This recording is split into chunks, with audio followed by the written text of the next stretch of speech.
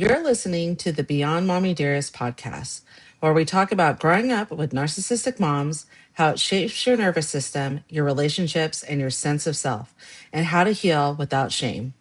I'm your host, Nolani Pearl Hernandez. This episode is sponsored by the Happy Cannabis, body products designed to help you on your healing journey by supporting your nervous system with every application. Have you ever wondered if you'll ever fully trust yourself again after narcissistic abuse? In today's episode, I'm joined by Coach Denalee as we explore what real healing looks like, from rebuilding self-trust and regulating your nervous system to creating safety within yourself. If you're ready to move beyond survival and truly reclaim your life, this conversation is for you. Okay. Denalee, thank you so much for being here with me today. Besides our off the camera talk about your amazing rocking hair, we also got to know each other a little bit, and I don't record those portions because a lot of times we talk about really vulnerable stuff. Although we share a lot of the vulnerable stuff when we do the podcast, some of the stuff just really helps us get that connection. And so I appreciate you. I appreciate everything you're doing to help heal the world. So thank you so much for being here. I'm happy to be here. Thank you for finding me and for inviting me. Yeah, definitely. What first led you into the work of supporting survivors of narcissistic abuse and this betrayal trauma?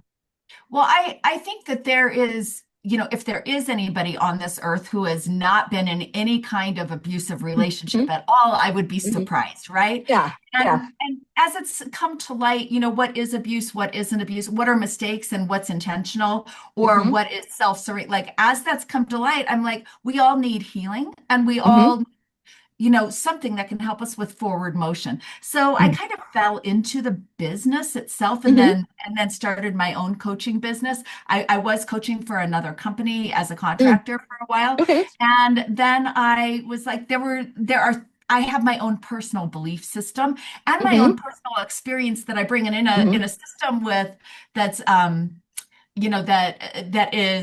I have to navigate how I coach according to somebody else's value, which makes sense in a company.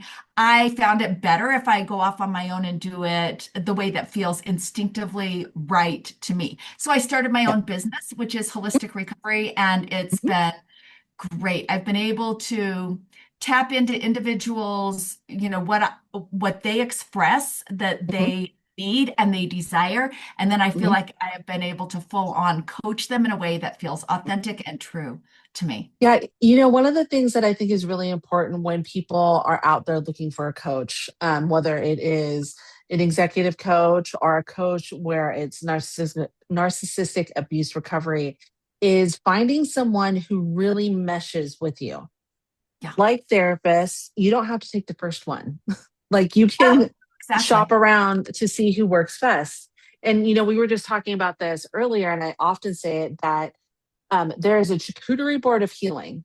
And what might work for the first 6 months might not work for the next 6 months. And so you can move around and feel what fits best. And I really like the fact that you started somewhere and then went off on your own, because I think there's an epidemic in the US about cookie cutter being everything. If I can make a cookie cutter a verb. Exactly. Yeah. It's the this is your problem, then this is the answer. And I just don't and it doesn't that. No, it doesn't work like that. I used to, when we did a lot of education work, I used to bang on the drum about that, because not every education system works similarly for people. We see that now with the IDEA Act, with disabilities. Some disabilities need something, that same disability might need something else where somebody might not need it. So I believe that, and in my experience, that healing is on a spectrum, and you hop on wherever it fits best, and then you heal. And, because of that, I think that the work that I've seen you do on Instagram, and we will make sure to put your website and your Instagram and whatever other social media you have in the show notes. Can you tell me if there was like a specific moment where you realized that healing needed to be approached more holistically, not just mentally or emotionally, but in a whole of a human? Sure. Yeah.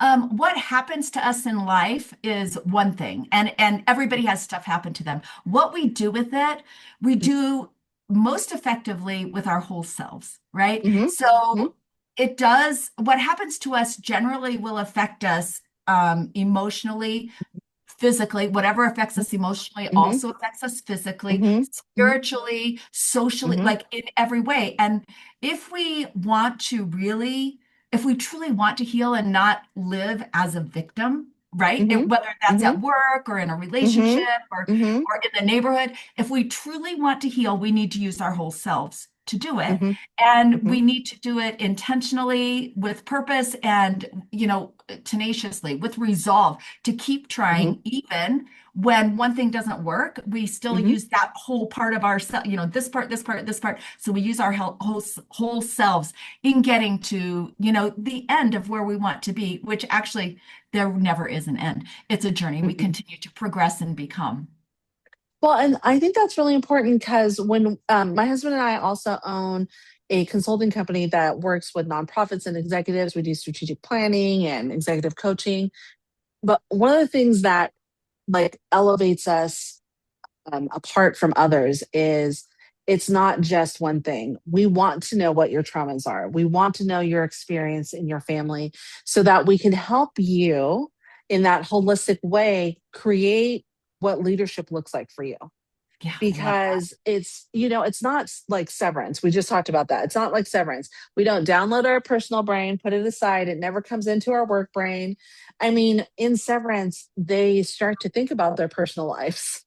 That is the Yeah. whole idea in regards to severance. It's where humans don't work like that. Yeah. And even like I got a little paper cut. It was my son's birthday this week, and I got a paper cut wrapping his gifts. I don't know how, but I did. And then the next day, I was like cutting citrus fruit, and I was like, Oh, ouch, no. oh Yes. shoot, right? And who would think that a tiny little paper cut might affect your cooking? But it And it does. does. So everything affects everything, and I think that's really the gist of it. Many survivors really struggle when they start to work on trusting themselves after years of like gaslighting or the manipulation. I know personally for me, after 18 years of, or probably 17 years of this narcissistic abuse for my mom, I still have challenges trusting myself. And so how do you really help people reconnect with their intuition? And I point to my stomach because that's my where my intuition sits, and the perception of what really is reality. So that's interesting. That's a great question. It requires some real strong discipline. So we have, like we were talking about, there are parts of ourselves. We're made up of many different parts, and we have got to pull out of, in order to trust again, we've got to pull out of that gut, that Mm-hmm. even that heart, and look at things more from a bird's eye view and ask ourselves these questions. So in trusting myself, as far as, oh, I want to reach out to this person, but what are they going to think? Or what we say, what are my intentions? Mm-hmm. And what are my expectations? Right? Mm-hmm.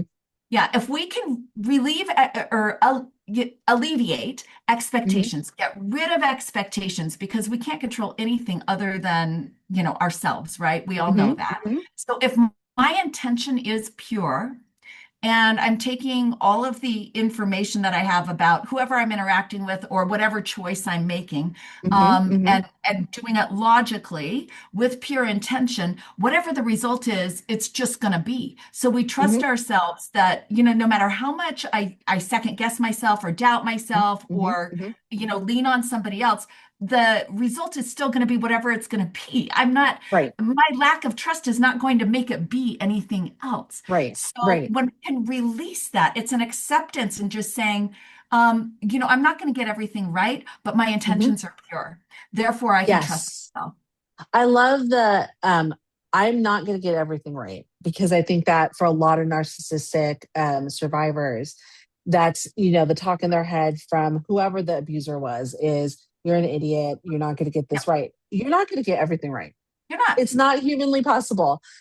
And it's that intention part is Yeah. what that intention is good. Now, if the intention is not good, or if the impact of what you do, if it's a relationship wise, then that's a conversation to really kind of reflect in yourself to say, okay, my intention, I thought it was good, but maybe it wasn't. So let me reflect on that. Okay, based on that now, of course I was going to get that impact in whatever conversation it was. You know, we talk a lot about nervous systems, and just the utter exhaustion. I think that there is a lot, just life is lifing right now. Yeah. And so, what do you see that are some signs of someone's nervous system is that they're still living in that survival mode, even after the relationship, whatever that narcissistic relationship has ended? Yeah. Okay. So I feel like this is several questions in one, and I'll tell you why. Yes. We are made up of, we're made up of a lot of things, basically water, salt, and energy. Hmm. That's Hmm. Hmm. life, right? And when our energy is disrupted, our bodies feel different. Our bodies feel unsettled, sometimes sick, sometimes, incapable of taking care of doing what it's Hmm. done, Hmm. housing our spirits, our souls, right? Hmm. And so when we are off kilter in that way and looking at it again holistically, then we can know, okay, there's more work on my end to do. And it has nothing to do with the other person changing. And it actually doesn't even have Hmm. anything to do with the other person getting out of your life or you removing yourselves from them. Hmm. Does it Hmm. help? Yes. Removal from abuse? Yes. We need the boundaries, we need that Hmm. protection. Hmm. Hmm. Absolutely. But we're never going to be free from every abuser. Anybody we interact with is a Hmm. potential abuser. Hmm. If they're self-serving and they want to control us, that fits Hmm. that category, right? And so our goal is to strengthen ourselves. So if I'm dysregulated in any Hmm. way, my Hmm. job is to re-regulate. And that can be Yes. even years beyond, Yes. Yes.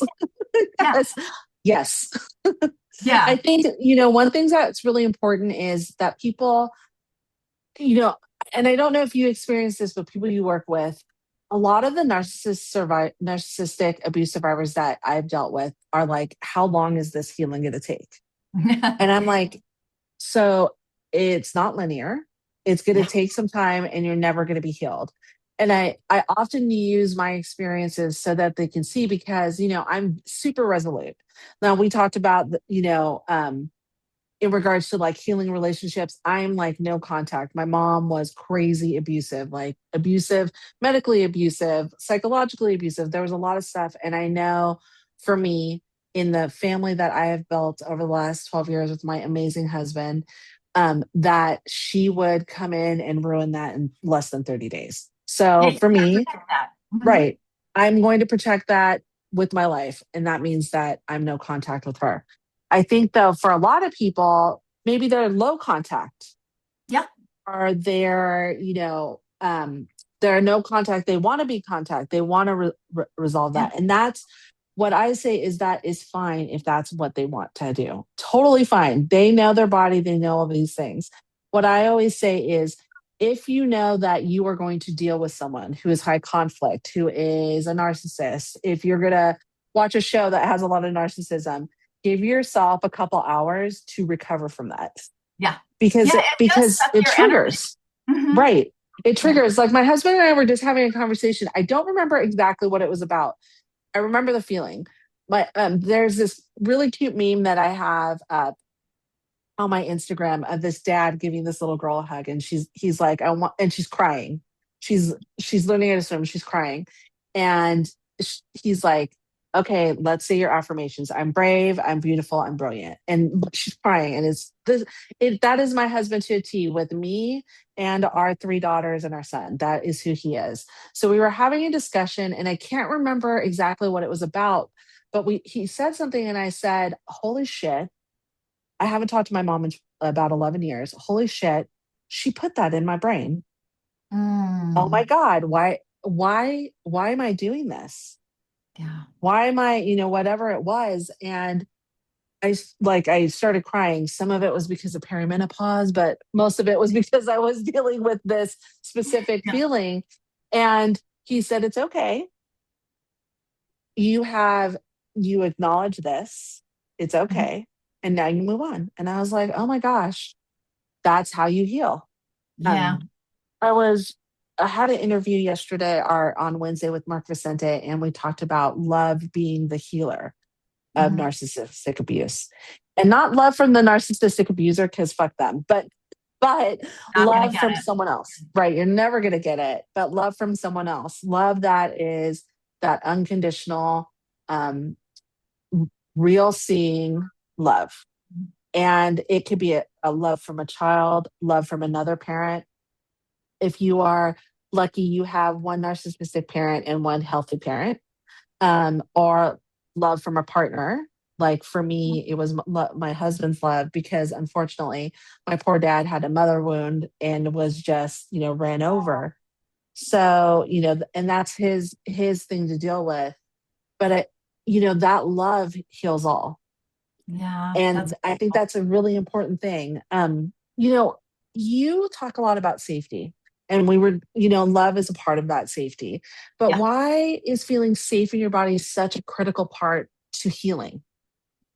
Well, it actually is healing. The safety is healing. And I think I'm going to turn this conversation just a little bit with that question. Go for I it. think that often, once we identify what's going on, once we are like, oh, no wonder I have felt this way for Hmm. X amount of time, years, months, Hmm. days, Hmm. like it could be anything. No wonder I felt this. I can now put a name to this, this, and this.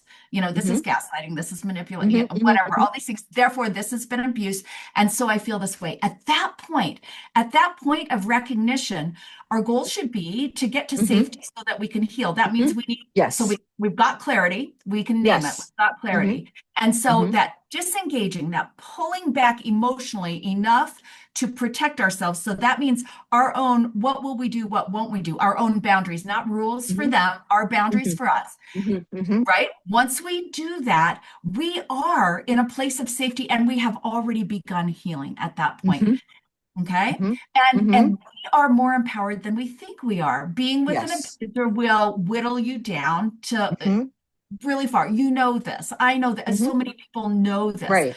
right? But we have never disappeared. We No. have shrunk and we have these layers of protection on us. Hmm. And our Hmm. job is to peel away those layers and bloom is Yes. still there. It is Yes. there. We It's can just do it. very deep. Yes, and it's up to us to do it. And we can use help. We can have friends, we can have coaches, we Mhm, can have mhm, therapists, mhm. whoever we need for help, clergy. There's all kinds of people who can help us. Yep, Ultimately, it's us. it's you. And Yeah, we have the power. We have the yes, power. yeah. Okay. Now, I It's just I yeah, just think it's in that's you. overlooked too much. Yeah, it's I like a yeah, 100%. stop. I believe you, right? Because I think that, and that's part of the narcissist mindfuck. They make you think that you're not strong enough, even Yeah. though you're there, and Yes. it's just the layers of the onion to come out to bloom. I mean, it's Yeah. literally that's all it is. And I think that, I mean, I don't want it to sound like it's not a lot of work. It's a lot of freaking work to heal. Yeah. It's a Yeah. lot of So work, and it the catches you. process, yeah, the process is simple. It is peeling back the Yeah. layers and blooming, Yeah. but it's not easy. And so No. if we make that distinction and we say Hmm. part of the clarity, so part of it is naming what's gone on, but the other Yeah. part of the clarity is seeing the truth that we're in charge of us and Yes. accepting that. And when we Yes. accept that, nobody else has power over us anymore at Yeah. that point. Taking a quick break from our podcast to let you know about today's sponsors. Feeling overwhelmed by anxiety? Does it have you overthinking, second guessing yourself, or constantly on edge? Meet eye care, a 14-day experience designed to help you understand your anxiety patterns and practice simple, evidence based tools that fit into real life. Each day includes a quick exercise, practical insights, and AI guided reflection. Start your free 3-day trial at iCare.app to discover a different way to work with anxiety, helping you build greater calm and confidence day by day. If perimenopause has your muscles aching, your stress levels climbing, or your nervous system feeling like it's working overtime, check out the Happy Cannabis. Their THC free, plant powered CBD body oils, sugar scrubs, and goat milk soaps are designed to support everyday wellness and help you unwind naturally. Use code BMD20 to save 20% on your order and give your body a little extra love. And now back to our episode. 100%. And one of the things I think that is really important, and I think that for, I would say my younger kid generation, there is this pop culture around narcissism. I think because, oh, they're a narc, or, oh, don't gaslight me. Oh, Yeah. don't do this. I think that's invaded with social media. I think there is a bloom of narcissistic personalities as a result of that. I mean, how could it not? It was built by a bunch of narcissists, Yeah. but that's a whole other conversation. But I think that we have to be careful of what we label as narcissism. That's not to say that 100%. you're not abused, like, or Yeah. that somebody didn't hurt your feelings. And I think that's the thing that narcissists also do, Yeah. is they make you think that when someone is acting normally, and I say that very loosely, acting normally in a relationship or holding you accountable for certain things, that that's abusive. Yeah. Not the that they do, but that that's abusive. And they flip it and they turn it around. And so it's like, I've never really been boating, but it's like getting your bearings, like figuring out, okay, this is what's going on. This is the lay of the land. That over there is homeland. This is where I need to go. That's the island that I need to point to. Mhm. And they're directing you over here. They're trying to get you into the Bermuda Triangle right here. They're like, here, come over here. It's Yep. okay. It's like you're walking in the desert and you see all of these things pop up where you just have to go straight through. And like you said, you have it in you. I Yeah. think that's the really, really important thing. Yeah, Um, and you mentioned the labels. Like the labels yes, actually, in the end, I mean, they matter as far as us having clarity. But when we yes, continue to label, and we could, like you said, just because somebody's not a narcissist doesn't mean they're not an abuser. But yes, if we whittle that all the way down to, what is the intention? Is this person is trying to control me? Then sure, I can call it narcissistic. I can call it whatever. right, I just know I need to get safe from that. But if yes, somebody is making a mistake, that's an entirely different right, thing. That right, is being human. totally. And Yes, so imperfect parents, imperfect friends, imperfect right, bosses. Like we right, can go right. anywhere. If we can have a relational conversation with someone when they've hurt Yes, us, if they yeah, stop hurting us once we yes, tell them, that's not yes, abuse. That's not right. No, narcissistic. it's Okay, yeah. not. Yeah, I think that's really important to say, because what narcissists do is if you say, here's your boundary, they go, oh, that's your boundary? And they Yeah. jump right over it. And I think if someone really loves you, if someone really values you as an employee, Yeah. if someone values your friendship, and you say, okay, this is a boundary.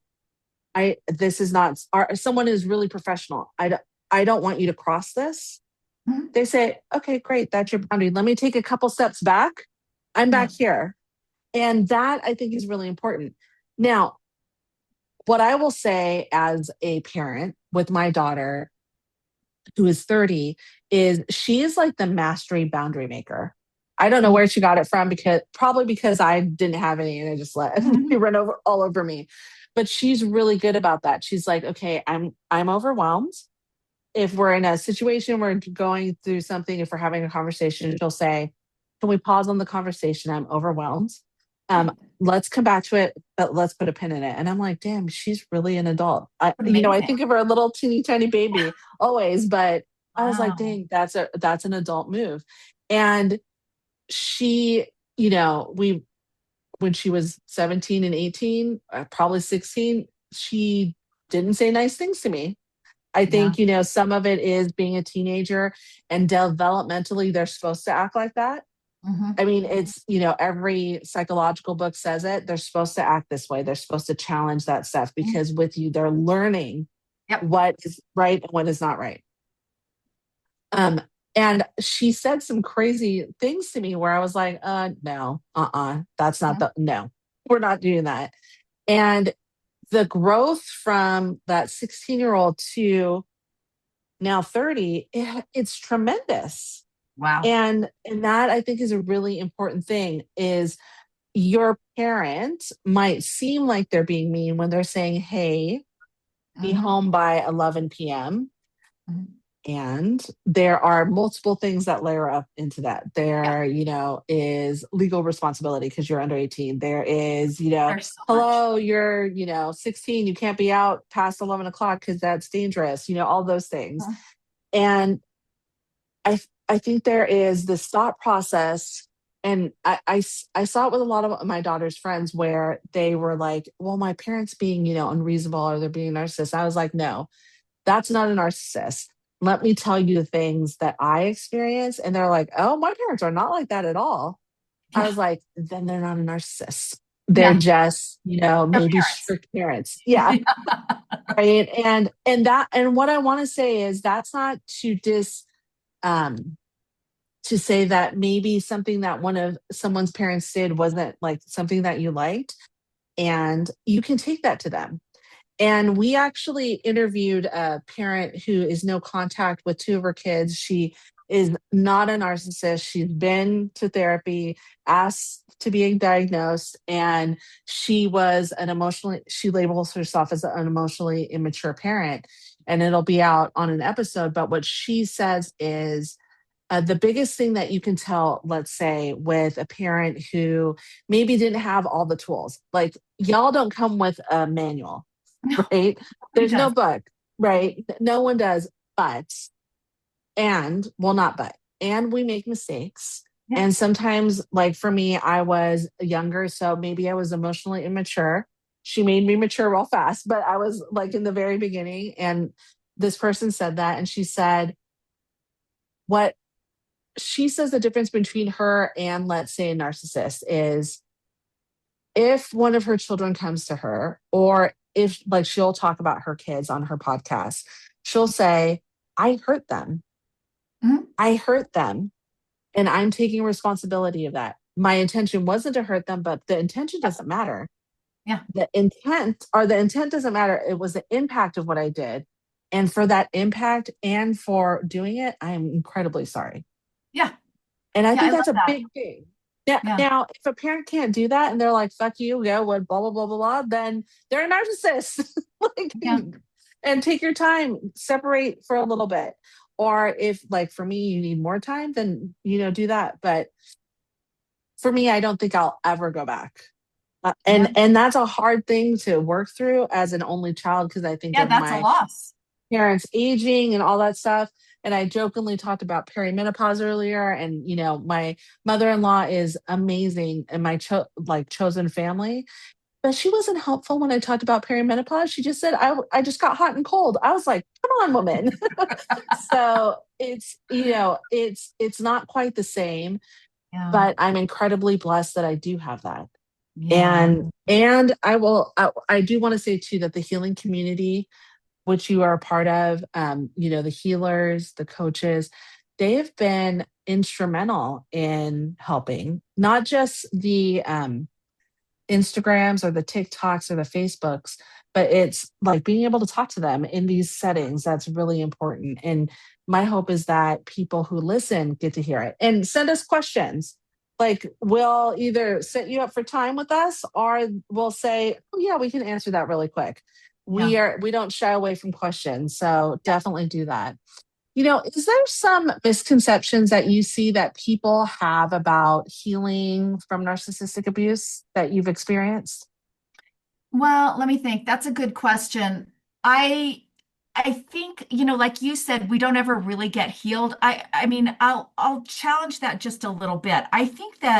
We can I think there is a misconception that we're damaged, and I just don't think we are Mm-mm, really damaged. I think mm-mm. that we like everybody on this planet, Yes. everybody has had Hmm. pain Hmm. due to somebody else's choices, Hmm. whether they're intentional, whether they're self-serving for that person, or whether they're accidental. Hmm. And Hmm. and what we do with it, like that's an opportunity for growth, which is Yes. the healing. And Yes. and I think that like I'm just going to jump back on that bandwagon of we have the power to heal. We have the resources. In this day and age, there Hmm. are resources everywhere. Now you Hmm. get, like you said, we've got an entire, like a giant array of Hmm. choices of what Hmm. resources we're going to use. Hmm. And need to look at it and say, does this fit me in my Mm-hmm. situation now? And what's going to work. So perhaps the biggest misconception I would say is that I can't heal. I'm too damaged. They did so much harm to me. That's choosing victimhood, and Yes. none No, of us have to be there. no. I think that's the biggest thing that I would say in regards to when people listen to these podcasts is just because it happened to you doesn't mean that you're a victim. Yeah. These You were people are victimized for sure. predators. Yeah, you Yes, were you were victimized. victimized. Yes, Mhm. but you are not a victim. You are a survivor. And these people are freaking predators. Yeah. Like all of the documentaries that are out right now, and you watch, oh, they did this and they did this. They're scanning for people to do this to. And, one of the things that we tell our girls is don't be nice, be kind. Kind Yeah. has Oh, I boundaries, love that. nice is a people pleaser, Yeah, right? love it. And so we say that because that helps them with that mind switch, right? To say, Mhm. I'm going to be kind and this is a boundary. And you can have boundaries. Yeah. And if you think that your boundary, like you want to talk about your boundary, let's have a conversation about it Yeah. because we can help you figure out what's best for you. Yeah. And, I think that is really, really important. Some of the other work, and we'll touch about on it a little bit, is you've been trained with high conflict divorces and mediation. We have done the same work. We do mediation, and we decided to steer away from divorces for right now and focus on mediation inside companies. And I think that there is a misnomer when it comes to this is that divorce has to be messy. Yeah.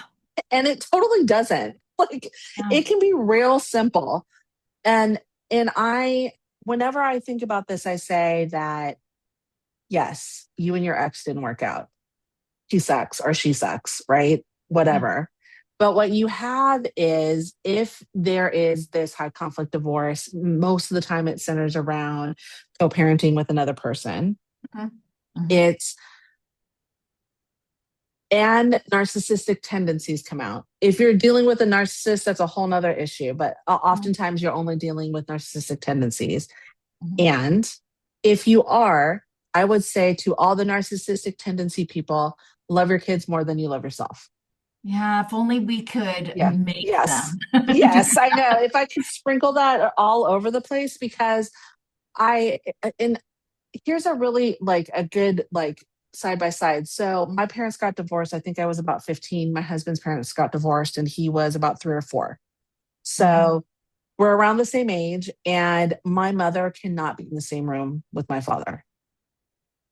It's crazy. 15 years ago, they were together, or maybe about 10 years ago, they were together, 10, 12 years ago. They were together in the same room for my daughter's graduation. Mm. And the venom my mom was pointing at Oh, him, it was crazy. Both of them remarried, had their own families at that point. I was like, uh, yeah. what? And I basically said, knock your shit off. This is not about, and I Yeah. wasn't pointing at my dad because he's actually pretty chill about that. I'm like, this isn't about you. This is about your granddaughter. And if you can't deal with that, go somewhere Yeah. else. Yeah.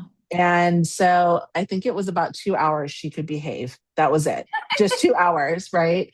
Whereas there is my mother-in-law, her husband, so my husband's stepfather Mhm. and her husband, and we actually, and her and his dad, we Yeah. actually just celebrated my bonus son's 15th birthday. And we had the two of them, well, his mom, his dad, his stepdad, his Mhm. sister, and my daughter all on the phone so we could all sing happy birthday. Nice. And Yeah. they all knew about it. And they didn't And care it was because great. they love him. And Yeah. that's it. You don't have to be best friends with them, but Yeah. just Put the because child first. Yep. I think one of the things that people don't really think about is when you do that, and then I'll get off my soapbox. When you show how much you hate the other person, you are making it okay for your kids to hate themselves because Yeah. they're half of that person. Yeah. That's so sad, isn't it? Yeah, it's incredibly sad. So love your kids more than you hate your ex. That's all I Yeah, can say. that's such a good phrase. Yeah. Yeah, that's all I could say. When we were speaking earlier, you were talking about some of the work that you're doing with your production company. And I would love for you to talk to me a little bit about what inspired you to create a production company. What is your current projects and what kind of projects are you looking to like continue doing? Oh, okay. Well, so I work mostly with women in my coaching Mm-hmm, business. I do hmm work with some men, but hmm I also have I come from a large family. I'm number hmm three of six Oh, children, wow. and Okay. I have two sisters. I'm in the middle of those two sisters. Oh, We're all wow. older. Um, Okay. so so that's kind of the background of the hmm foundation of this. But this hmm is I wanted to create a series that hmm has to do with older women. I think Oh, that's kind cool. of a forgotten group of people as far as Yes. entertainment targeting them, right? Yes. I agree. The entertainment that's targeted towards them is not stuff that I watch. And I'm in that That's age group. fair. Yeah. Yeah, that's So, fair. I created a show called Sisters Not Saints. It's a web series that's going to I premiere on love it. YouTube probably after this podcast airs. Okay. But We'll make it's sure to about link to it. Okay, it's about these three older sisters, hmm loosely based on my family, who come together when their dad dies, the last surviving parent dies. And so they come and figure out how to navigate adult sibling relationships. So the Love it. relationship thing is it's pretty fun at that. Yeah, It's funny, it's emotional. I They love it. fall back into their childhood roles, the oldest, the middle, the youngest, Yeah, yeah. and all of that stuff. So I created it because I'm a creator and it's fun and I love it, but also because I see it as a way, the story is meant to entertain, but hmm more hmm than that, it's meant to be relatable. We need people, experiences, stories that we can relate to so that we can have an outlet for a release for our own emotions. Yes. This is normal, or oh, this is extreme. I'm extreme too, whatever hmm it is. hmm So I had hmm to create a production company to house that. Yeah, And I yeah. created Eat More Chocolate Productions because I couldn't Oh think my of God, I anything love it. more I love wonderful. it. Thank you. I love it. I've been releasing teasers and mini trailers for the Oh, that's series. so So those are awesome. out there. I'll give you the link for that. Yeah, But yeah. I feel like this is like kind of a natural hmm turn and twist for what I've been doing. I've been Yeah, working with women, a lot of them older, by the way, older women who are like excited about life, even in their, 60s, 70s, and yeah, 80s, yeah. while they've gotten to this state of Yep. consistent healing, right? Daily Yes. healing. Yes. One of the things that I have discovered about perimenopause is that we don't care club is real, right? It's absolutely We, real. Mhm. because that is for me, I probably was in perimenopause before, but it was like The maybe 10 early, years ago but I haven't had an experience like the anxiety or the hot flashes or anything like that, or the sleep. The sleep was the worst until about 2 years ago. yeah, And so, but what I did have at that age was like I don't fucking care what anyone thinks about me. yeah, I really don't. I really don't. And that is a really important thing. And it's important. It's important. And also with that great power, there's like great responsibility yeah, like, quote my son's favorite superhero, Spider-Man. I mean, there's real yeah. truth to that. And, there's a lot of cultures that hold up older women Mhm. as those wise, like Yeah. women to go to. Our culture, not so much, but that's okay. We can bring it back to where We it can needs to and be. we should. There's a reason why Yes. the older cultures do that. It's because we do, all of us individually, and Mhm. then we look collectively, Yep. we gain in wisdom as we have life Yeah. experience. And this 100%. we need people. We should be Yeah. interconnected. Yeah. Um, Yeah. all of Yeah. us. Well, and there's that phrase, right? Wisdom is wasted. What is it like? It was Oh, wasted you. on the youth. Yeah. Yeah. Wisdom is wasted on the youth. Yeah. Yeah. Yeah. Because like, if I knew what I knew now about everything that in my life and took it back to 18-year-old me, oh my God, I would be like totally different. The decisions I make, all Yeah. that stuff. And what people don't understand is they have that in their matriarchs and their patriarchs. Like, I think that is a really They important have thing. access to that. If they would Yes. just tap into it. Yeah. And Yeah.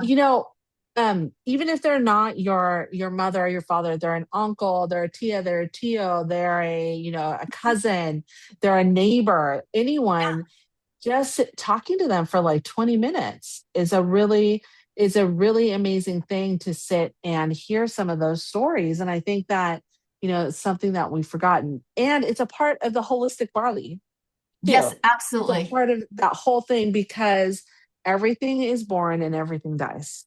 And Yep. there's all the things in between. So I think that is a Uh, really, really important thing.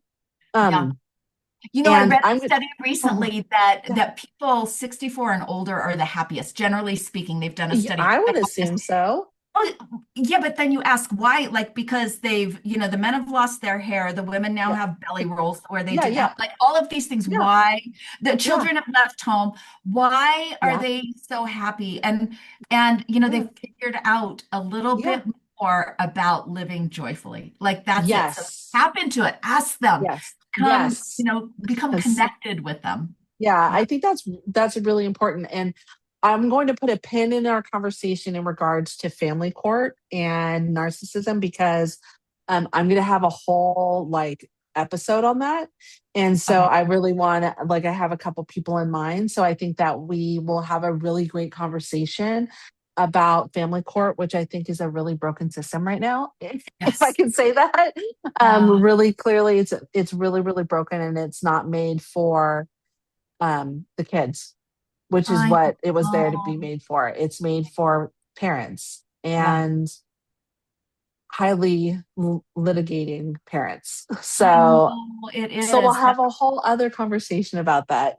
um, one of the things that survivors I often hear about it, or I often hear, and I'm sure you do too, besides that, when am I going to be healed, is I don't know who I am anymore. Mm. So how do you begin to rebuild that identity after you've, gone down to zero and seen that, that little powerful you? How do you start to rebuild that identity? I love that question because this is the exciting part about healing. Hmm. I love this. And Shannon Thomas, in her book, Healing from Hidden Abuse, talks about this. And I hope I quoted the right person, but I hope I'm quoting the right person. But she talks about this being one of the stages of healing is that rediscovery. But for so many, because they were in an abusive relationship without knowing it from the time they were much younger, right? Hmm. It's actual discovery. It's not even a rediscovery. Who am I? Hmm. Hmm. Not just who was I and how can I reclaim that, but who am I? And Hmm. Hmm. that's exciting because you're now somebody who can take complete ownership. Hmm. You are autonomous. Your agency is fully intact. You Hmm. get to choose. And so as you discover, I really didn't realize that I love squirrels. Like, I mean, it could be anything. It just Right, doesn't right. matter. But I'm going to sit here and watch the squirrels jump from limb to limb on that tree, and I get so much like just grounding enjoyment out of that as I sit on Yeah, the grass and feel the earth. Like I'm just making this up. This is not me, but I'm saying that we don't know. Every one of right. us has a part of us inside that we either Mhm. haven't discovered yet or we feel like we lost and we're rediscovering it. Right, How do you right, do that? You start to trust yourself and just explore and look forward, plan to look forward every day to it being a day of anticipation and discovery. right. So one of the things when you were talking about that is it reminded me of this guest we had. Her name is Laura Richards, and she does another podcast. This is where our something I'll put it in the show notes. This is where I'm at, I think is what it's called. And she said one of the first things that I did when she left her narcissistic husband, and she was married for 30 years, 32 years to be exact, was have coffee in bed. She said, You found I her comfort yeah. there. Yeah, she said, I was never able to do it before, but this is who I am."